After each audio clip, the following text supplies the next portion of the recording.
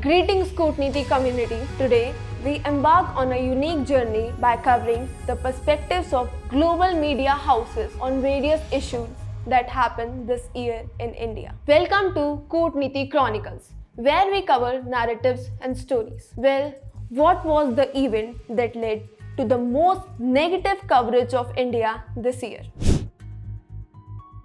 Unfortunately, that event was Manipur crisis. In May this year, an extremely violent conflict emerged between two communities in the state of Manipur. The conflict took an extremely violent turn and led to the huge loss of lives and property. The Guardian from UK published an article under the title of Foreigners in Our Own Land, where they discussed the possibility of a civil war and ineffectiveness of Indian government to deal with the issue.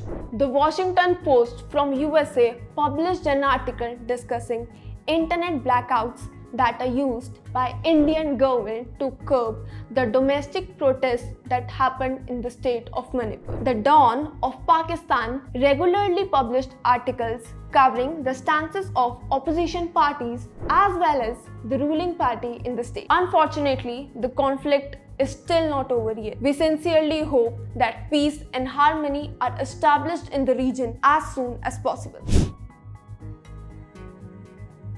Well, now comes the most unexpected entry on the list, the great phone dive. Ever misplaced your phone and thought that you would empty an entire reservoir to get it back? No? Well, an official in Chhattisgarh did just that. A food inspector in Chhattisgarh dropped his phone in a reservoir and then ordered the locals to drain the entire reservoir to get his phone back. Well, surprisingly, this incident caught the attention of global media. A French newspaper mistook him as some senior cabinet minister and published an article titled "A Senior Official Dropped His Phone in a Reservoir and then ordered the locals to get it back by draining it." Newspapers like BBC, New York Times, New York Post got interested in this article and covered the whole phone phishing event. The official was then charged with a fine of 53,092 rupees. But do you think that this fine is enough to compensate for the negative perception that was created by this incident? And ladies and gentlemen, now comes the news which united us as a nation. And no, it is not the World Cup, but the news of our workers getting stuck in a tunnel for almost a fortnight. While we prayed for our workers to get rescued from the tunnel safely, global media houses preyed on this news. The Straits Times from Singapore published that the tunnel that was being built had no safety exits and was built on a geological fault. South China Morning Post published an article highlighting the complexity of the operation and inability of the Indian machinery and equipments to deal with it. Pakistan's Dawn mockingly pointed out that Indian soldiers were forced to dig with their hands and jokingly pointed out that perhaps it is the best equipment that we have. While Russia chose not to cover this news, UAE gave a minute-to-minute coverage of this news by cheering for our workers. Our prayers were finally answered and the workers from the tunnel were rescued safely, thus proving our critiques wrong. Now let's move to the finest hour of Indian diplomacy, the most awaited event of the year, India's New Delhi G20 meet. This major crowning moment of Indian diplomacy flashed across all the major newspapers of the world. The Guardian of Nigeria published an article citing how G20 can effectively address climate issues and the complexities associated with it. It also termed inclusion of African Union into G20 as a personal diplomatic victory for Prime Minister Modi. The Russian media were quite happy with the fact that India exhibited a political maturity by not allowing political hijacking of the event by the West. They also appreciated the warm treatment that they received from the Indian national. The UAE media also applauded the Indian diplomacy and all the G20 events that happened in India. However, unhappy with the great progress that India made in the events of G20, the foreign media started covering issues like the alleged mowing down of slums in India, the disappearance of street dogs, as well as the terror of gang of monkeys. They also proclaimed it as an aggressive drive for a showpiece event.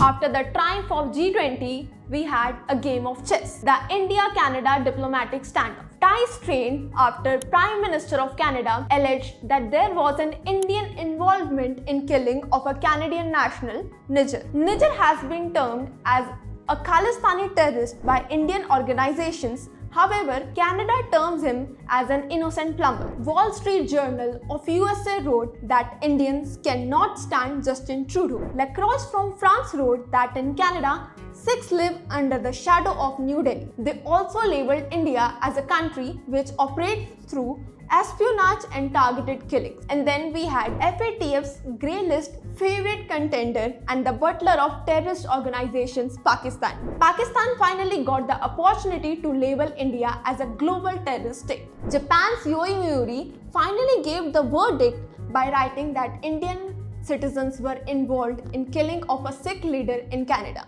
The global coverage of this issue questioned India's image as a law-abiding country globally, but definitely gave a very interesting script for a Bollywood spy movie. Now let's talk about the feather in India's cap this year, Mission Chandrayaan. Indeed, it was a proud moment for all of us when finally our Chandrayaan landed on the south pole of the moon.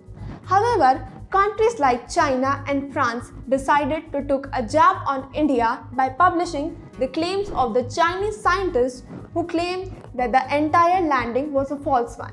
United States of America tried to give backhanded compliments to India, where it tried to move the attention from our achievements to our weaknesses by citing that rising authoritarianism, lack of infrastructure, finance, and all other major issues should be given more importance than a moon mission.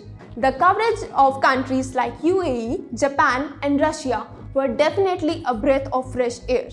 They also laid the possibility of having a joint space exploration together. Well, that concludes our unique exploration of perception around India and a tour of global media houses.